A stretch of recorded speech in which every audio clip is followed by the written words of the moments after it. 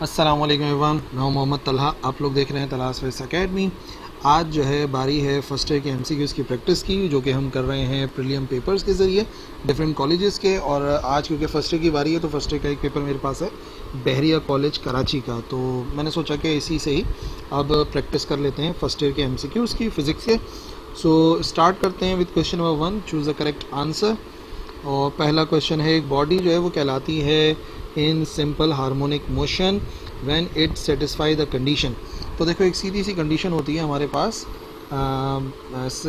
Simple harmonic motion की, जिसके अंदर जो एक्सेलरेशन होता है बॉडी का वो डायरेक्टली प्रोपोर्शनल होता है to the negative of its displacement. यानी कि होता तो डिस्प्लेसमेंट के डायरेक्टली प्रोपोर्शनल है, लेकिन क्योंकि डायरेक्टली टुवर्ड्स मीन पोजीशन होता है तो ये कंडीशन हमेशा फुलफिल होती है इन स्प्रिंग मास सिस्टम या इन सिंपल पेंडुलम ऑल्सो। ठीक है, तो राइट आंसर ये हो जाएगा। क्वेश्चन नंबर 2, एक ऑब्जेक्ट को जब रखा जाता है प्रिंसिपल फोकस पे ऑफ अ कन्वर्जिंग लेंस तो इमेज फॉर्म होता है। अब ये तो आप ऐसे प्रॉपर्टी याद रख सकते हो कि जब भी जो है वो फोकस पे ऑब्जेक्ट को रखा जाता है तो इमेज बनता है एट इन्फिनिटी।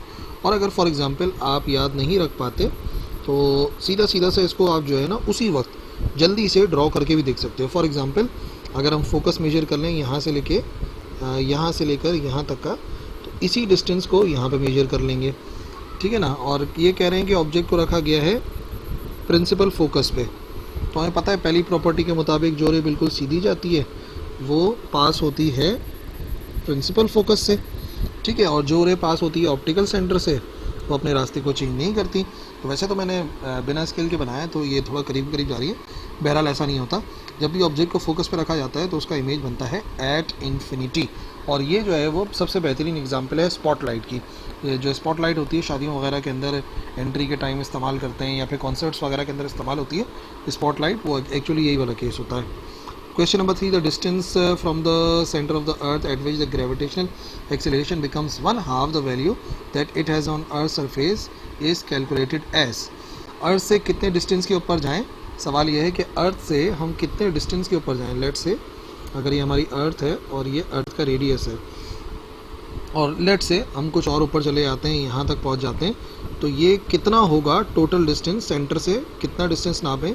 लेट से उसको आर ई डैश का नाम दे देते हैं, और इस पॉइंट के ऊपर जो वैल्यू ऑफ जी है, जिसको जी डैश का नाम दे सकते हैं, वो एक्चुअल वैल्यू ऑफ जी का हाफ हो जाती है। तो कितना हमें ऊपर जाना पड़ेगा, तो इसके लिए सिंपल सा जो है ना, चाहे ये क्वेश्चन हो हाफ हो 1/4, आप फाइंड कर सकते हैं फॉर्मूले के ज़रिए। हमें पता है स्मॉल जी बराबर होता है capital G M E over R E का स्क्वायर। और अगर हम यहाँ पे कर देंगे जी डैश तो ना कैपिटल जी बदलता, ना एम ई बदलता, और ना ही यहाँ पर कोई फ़र्क आता है।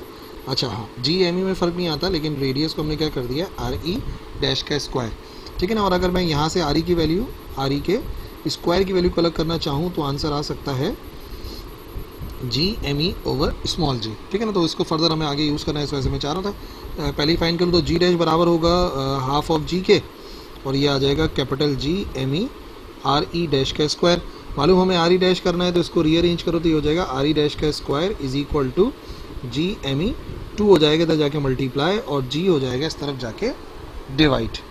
ठीक है जी। अब ये तो जो आंसर आ रहा है ना capital G M E over G, ये किस चीज़ का आंसर है, देख लो, ये बराबर है आर ई के स्क्वायर के। तो यहाँ पे आ जाएगा आर ई डैश का square is equal to R E का स्क्वायर, और साथ में क्या लिखा हुआ है, 2 लिखा हुआ है। हमें स्क्वायर तो चाहिए नहीं, तो हम क्या करेंगे, दोनों तरफ स्क्वायर रूट लेंगे। यहाँ का स्क्वायर रूट लेंगे लेफ्ट हैंड साइड का तो आर ई डैश आ जाएगा, यहाँ का स्क्वायर रूट लेंगे तो अंडर रूट 2, और इधर आ जाएगा आर ई। अंडर रूट 2 बराबर होता है 1.414 आर ई के। तो इसका मतलब हमारा सही ऑप्शन होना चाहिए 1.41, ये आ गया 14.1, ये आ गया 141, ये आ गया 1.41 अर्थ रेडियस। आर ई बराबर में लिखा हुआ था, इसी के बराबर आएगा। Question number 4, diffraction of light is a special type of, diffraction of light जो है कोई स्पेशल टाइप ऑफ इंटरफेरेंस होता है। ठीक है ना। और उसमें आपने देखा भी है कि जब भी हम डिफ्रैक्शन ऑफ लाइट पढ़ते हैं, चाहे वो डिफ्रैक्शन ग्रेटिंग हो या जो भी हो, वहाँ पे हम लोग कंस्ट्रक्टिव इंटरफेरेंस की कंडीशन भी इस्तेमाल करते हैं। तो वो इसी वजह से, क्योंकि it is a special type of interference. Question number 5, the magnitude of resultant of centripetal and tangential acceleration is. Centripetal acceleration और टेंजेंशियल एक्सेलरेशन का जो मैग्नीट्यूड होता है वो किसके बराबर होता है, ये है हमारा क्वेश्चन नंबर 5।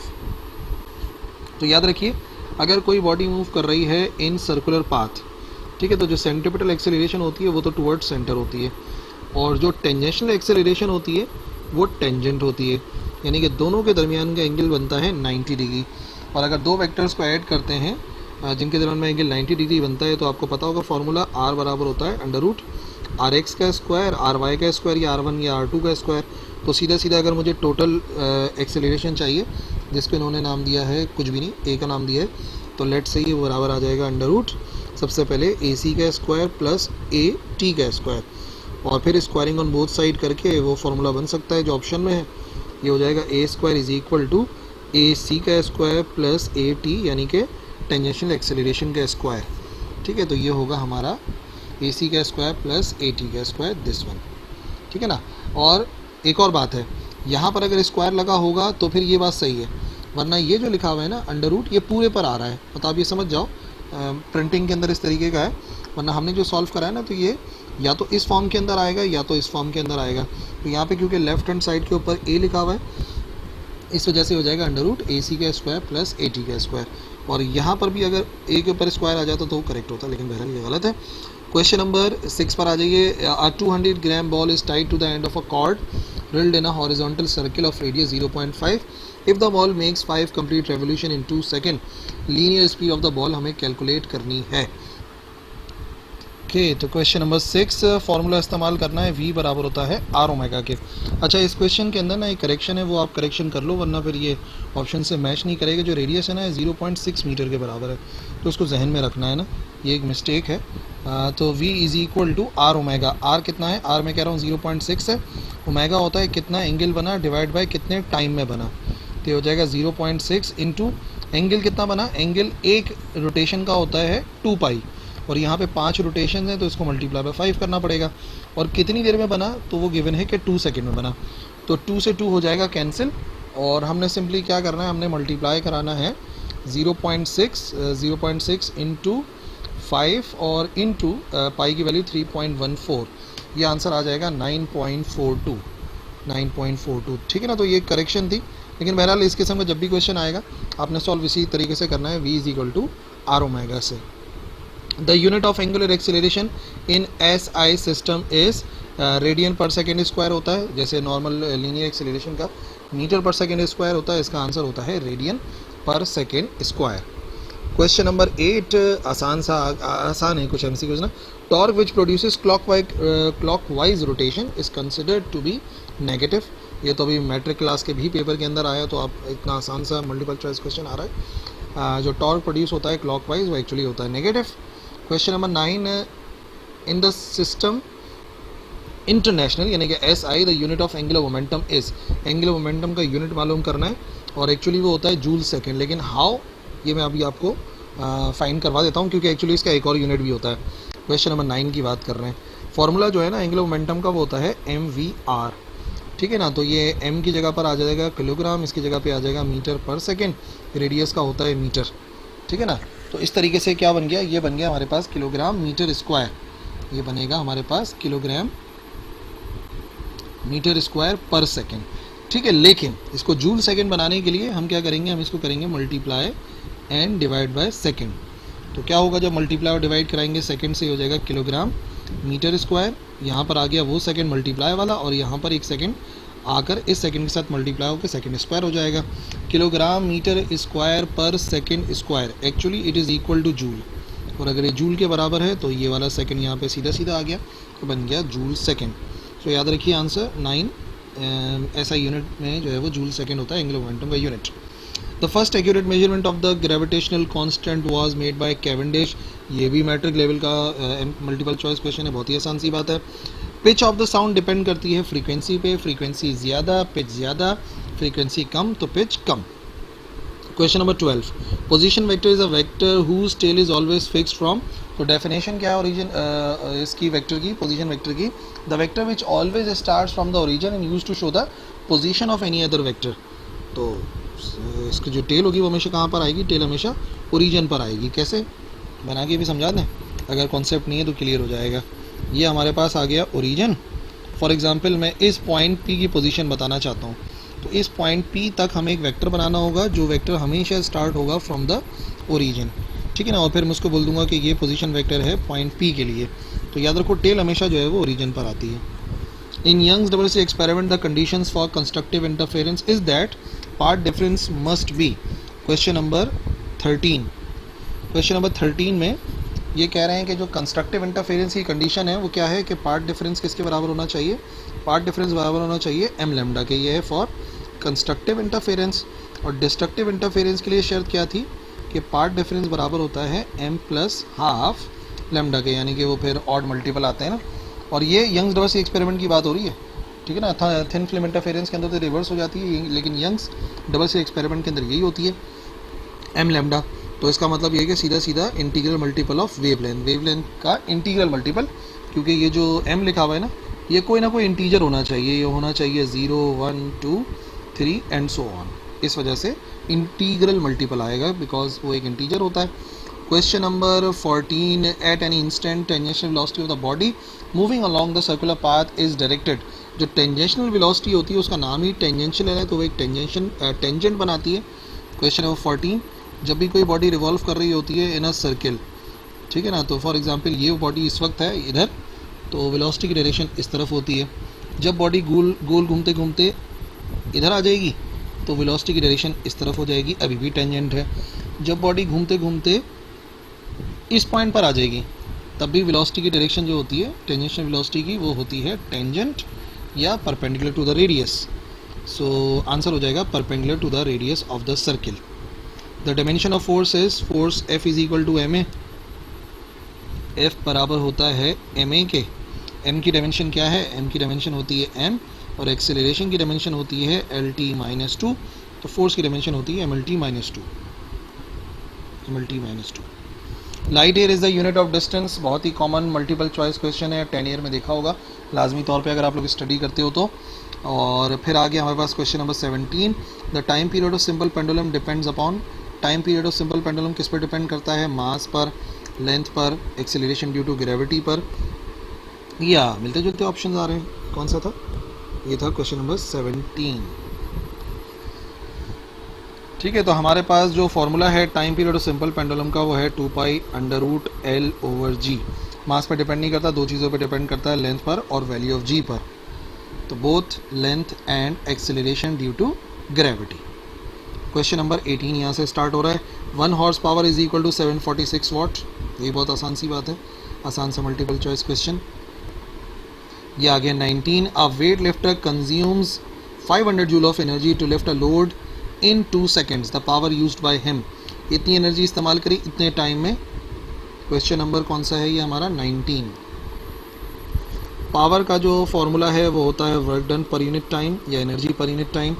500 जूल की एनर्जी उसने यूटिलाइज़ की है और 2 सेकंड में की है, तो 500 जूल की एनर्जी यूटिलाइज़ की है, 2 सेकंड में की है, आंसर आएगा 250 और पावर का यूनिट होता है watt. So right answer is 250 watt. Question number 20, the Nobel prize in physics was awarded to this Pakistani scientist. एक पाकिस्तानी साइंटिस्ट है, उन्हें नोबेल प्राइज़ मिला है वाहिद, और वो हैं डॉक्टर अब्दुल सलाम। डॉक्टर अब्दुल सलाम को ग्रैंड यूनिफिकेशन थ्योरी पर नोबेल प्राइज़ से नवाजा गया था। क्वेश्चन नंबर 41, ठीक है, ये अब आ जाएगा हमारा question number 41। In Young's double slit experiment the fringe spacing is. Young's double slit experiment के अंदर फ्रिंज स्पेसिंग बराबर होती है लैम्डा L/d, पहला वाला ऑप्शन। और ये बहुत सारे कॉलेज के पेपर्स के अंदर आए हैं, तो पीछे जो हमने वीडियोस अपलोड किए उनमें भी जाके आप लोग देख सकते हो। अगर mass of the Bob of the simple pendulum is double, तो टाइम पीरियड, अभी मैंने आपको बताया टाइम पीरियड लेंथ पे डिपेंड करता है, जी पे डिपेंड करता है, मास पे डिपेंड ही नहीं करता। तो मास को डबल करो, 10 गुना कर दो, कोई फ़र्क नहीं पड़ता, रिमेन द सेम। अगर A.B बराबर है 0 के और A क्रॉस B भी बराबर है 0 के और A बराबर नहीं है 0 के, तो B क्या होगा। याद रखिए, आपको एक बात यहाँ पे समझानी है। ये कौन सा क्वेश्चन है हमारा, ये हो जाएगा 21, 22 और ये 23 है। क्वेश्चन नंबर 23, बात आपको बहुत अहम समझानी है। याद रखिए A.B जो बराबर होता है AB cos थीटा के, ये कभी भी बराबर आता है तो उसके लिए शर्त यह है कि एंगल होना चाहिए दोनों वेक्टर्स के दरमियान में 90 डिग्री। इसी तरीके से A क्रॉस B तब होता है, A क्रॉस B का फॉर्मूला होता है AB sin थीटा, और ये 0 तब आता है जब एंगल बनता है 0 डिग्रीज। तो अब यहाँ पर कह रहे हैं कि A.B भी 0 के बराबर है और A क्रॉस B भी 0 के बराबर है, तो इसका मतलब ये एंगल की वजह से नहीं है, ये AB की वजह से है। अच्छा यहाँ पे कह रहे हैं कि फिर बी, ए तो ज़ीरो के बराबर नहीं है भाई, जब ए ज़ीरो के बराबर नहीं है तो वाहिद एक ही हल निकलता है कि बी खुद किसके बराबर होगा, ज़ीरो के, तभी तो बार बार ज़ीरो आ रहा है। इस वजह से हम सेलेक्ट करते हैं राइट आंसर यहाँ पर zero. Question number 24, the dimension of torque, torque होता है एनर्जी और वो होता है M L square T minus two, torque की dimension M L square T minus two होती है। Kilowatt hour is the unit of energy, kilowatt hour energy का यूनिट है। ये भी क्लास 9 के भी फेज़ के पेपर के अंदर आया हुआ था, इतना आसान सा मल्टीपल चॉइस क्वेश्चन। और याद रखिए कंफ्यूज नहीं होइएगा, वॉट को देखते ही सब समझते हैं शायद ये पावर का यूनिट है, नहीं भाई आर आ रहा है उसके साथ, किलोवाट आर जो है वो एक्चुअली एनर्जी का यूनिट है। द ऑथर ऑफ अल कानून फिल तिब है ये, ठीक है, ये किताब है मेडिसिन से रिलेटेड और आपने उस साइंटिस्ट को सेलेक्ट करना है जिसका ताल्लुक मेडिसिन से था। तो अल राज़ी, उमर ख़य्याम, इब्न सीना, अल बैरूनी, इनमें से जो मेडिसिन से रिलेटेड है वो इब्न सीना है मेजॉरिटी। बाकी उमर ख़य्याम हो गए, ये मैथमेटिशियन थे, और अल बैरूनी जो है ये तो आपको पता है कि इनका तो बहुत सारे सब्जेक्ट्स थे। तो इब्न सीना की किताब का नाम है, दो किताबें थीं, एक थी अल शिफा और दूसरी थी अल कानून फिल तिब। The word dimension in the physics is used to denote the physical nature of physical quantity. Physical nature पता लगता है हमें डायमेंशन से ना, कि वो किस फैक्टर पर डिपेंड करती है, मास पर डिपेंड करती है, लेंथ पर डिपेंड करती है, किस चीज़ पर डिपेंड करती है। A dot B plus C बराबर होता है A dot B A dot C के। तो यहाँ पर एक्चुअली हमने ए को डिस्ट्रीब्यूट करा है, पहले ए को बी के साथ लिख दिया और फिर ए को सी के साथ लिख दिया, तो ये कहलाती है डिस्ट्रीब्यूटिव प्रॉपर्टी या distributive law for dot product. For dot product इस वजह से क्योंकि डॉट लगा हुआ है, वरना क्रॉस होता तो क्रॉस प्रोडक्ट के लिए होता। The area of parallelogram is equal to the magnitude of, ये सॉल्व एग्जाम्पल भी है बुक की, ये बराबर होता है cross product of two vectors. जो मैग्नीट्यूड होता है वो cross product of two vectors के बराबर होता है एरिया ऑफ पैरेललोग्राम। इस वजह से क्वेश्चन नंबर 29, जब भी आपके पास आए कि आपने मालूम करना है area of parallelogram, area of parallelogram, तो हमेशा आता है ए क्रॉस बी के मैग्नीट्यूड के। और थोड़ा सा इससे रिलेटेड है, एरिया ऑफ ट्राइंगल अगर आ जाए तो वो होता है 1/2 magnitude of A cross B. याद रखनी ये बात, हो सकता है काम में आई जाए।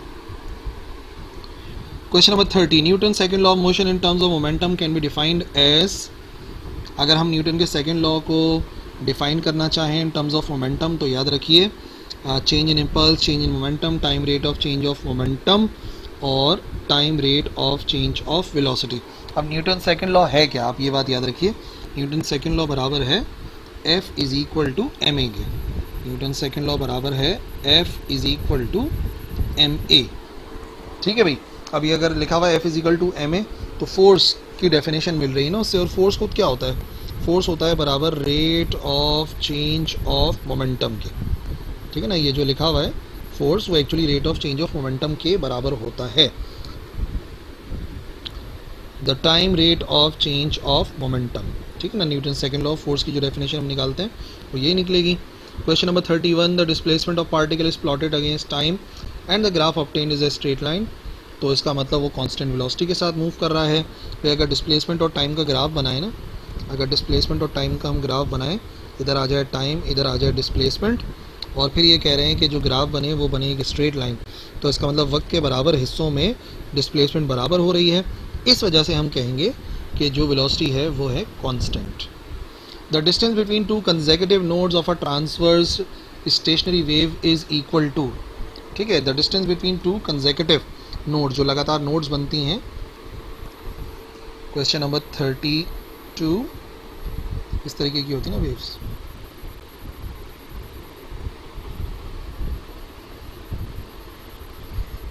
तो ये जो पॉइंट होते हैं, ये जो हमारा पॉइंट है, ये वाला हो गया, ये वाला हो गया, ये नोड्स होते हैं ना, ठीक है ना। तो इनके दरमियान का फासला कितना होता है, याद रखिए अगर हम यहाँ से यहाँ तक का डिस्टेंस मेजर करें तो इसे हम कहते हैं वन वेव लेंथ ना, लैम्डा, एक क्रस्ट और एक ट्रफ का फासला मिला। लेकिन दो नोड्स के दरमियान का फासला उसका आधा है, उसके आधे का मतलब हो गया कि दो नोड्स के दरमियान का फासला हमेशा बराबर होता है λ/2 के, तो ये हो जाएगा λ/2। इन प्रोजेक्टाइल मोशन, ठीक है, प्रोजेक्टाइल मोशन के अंदर ये हमारा 33 question, in a projectile motion the smaller the angle of projection follows, जितना एंगल छोटा होगा उतना जो हमारा प्रोजेक्टाइल है वो फॉलो करेगा लो ट्रेजेक्ट्री को। जितना एंगल छोटा होगा, याद रखो, लो ट्रेजेक्ट्री फॉलो होती है। फेंक के देखें, क्वेश्चन नंबर 33, एक तो हो सकता है कि ये आ गया हमारे पास हॉरिजॉन्टल पाथ, हमने एक बॉडी को यहाँ से फेंका, पहले कम एंगल पे फेंका, तो ये इस पाथ को फॉलो करेगी, लेट से यहाँ से लेके यहाँ गिर जाएगी कम एंगल। लेकिन अगर मैं इसी का एंगल ज़्यादा रख दूँ तो वो लेट से जाएगी ज़्यादा ऊपर और हो सकता है गिरे वहीं पे, लेकिन जो ट्रेजेक्ट्री होगी वो हायर होगी जब एंगल ज़्यादा होगा, और अगर एंगल कम होगा तो याद रखिए आंसर होगा low trajectory. Question number 34, the angle between centimetre acceleration tangential acceleration 90 degree होता है, और ये एक जैसे मल्टीपल चॉइस क्वेश्चन आ गए दोनों, इससे पहले मैं मालूम करवा चुका हूँ, जो फॉर्मूला पढ़ा था इसका। क्वेश्चन नंबर कौन सा था, 33, 34, 35। Question number 35, long jumper leave करा ground at angle of 20 degrees to the horizontal at a speed of 11 metre per second, the horizontal distance covered by the long jumper is, range मालूम करनी है, ठीक है ना। जो हॉरिजॉन्टल डिस्टेंस होता है वो रेंज होती है, तो हमें रेंज का फॉर्मूला इस्तेमाल करना है। क्वेश्चन नंबर 34 में रेंज का फॉर्मूला होता है R is equal to V0 square sine 2 theta over G, ठीक है। तो कितना गिवन है, क्या क्या गिवन है, 20 डिग्री पे लीव किया है 11 मीटर पर सेकेंड, 11 का स्क्वायर इंटू 2 इंटू 30 डिग्री पे लीव किया है, सॉरी 20 डिग्री पे लीव किया है, ये आ जाएगा हमारे पास 20 डिग्रीज, ठीक है ना। और 9.8 मालूम करेंगे तो ये हो जाएगा 11 का स्क्वायर 121, और मालूम करेंगे हम साइन 40 और डिवाइड बाय 9.8, तो डायरेक्टली कैलकुलेटर से कैलकुलेट कर लो, ये जो आंसर है ये हमारे पास बराबर आ जाएगा 7.94 के बराबर, 7.94 मीटर्स के, इस वजह से करेक्ट आंसर आएगा 7.94 मीटर। कैलकुलेटर से कैलकुलेट कर लेना, मेरे कहने में मत चलना, समझ गए ना, बात गलती हो सकती है। तो अब आ जाएगा हमारा question number 35, in Michael's interferometer the part difference between the fringes changes by λ2 when the movable mirror is moved by, याद रखो ये जो फ्रिंजेस के दरमियान का फासला होता है ना, ये डबल चेंज होता है, यानी कि ट्वाइस चेंज होता है ऑफ द मूवेबल मिरर का जो कवर्ड डिस्टेंस होता है, ठीक है ना। तो इसका मतलब ये हो गया कि λ/4 का अगर ट्वाइस करेंगे तभी तो वो λ/2 आएगा, ठीक है ना। मैं ये कह रहा हूँ कि जितना मूवेबल मिरर मूव होता है ना उसका डबल फ्रिंजेस का चेंज आता है, तो डिस्टेंस अगर λ/4 चेंज होगा तो इसका ट्वाइस करके फ्रिंजेस का चेंज आ जाएगा λ/2, तो आप इजीली जो है ना उसको याद रख सकते हो।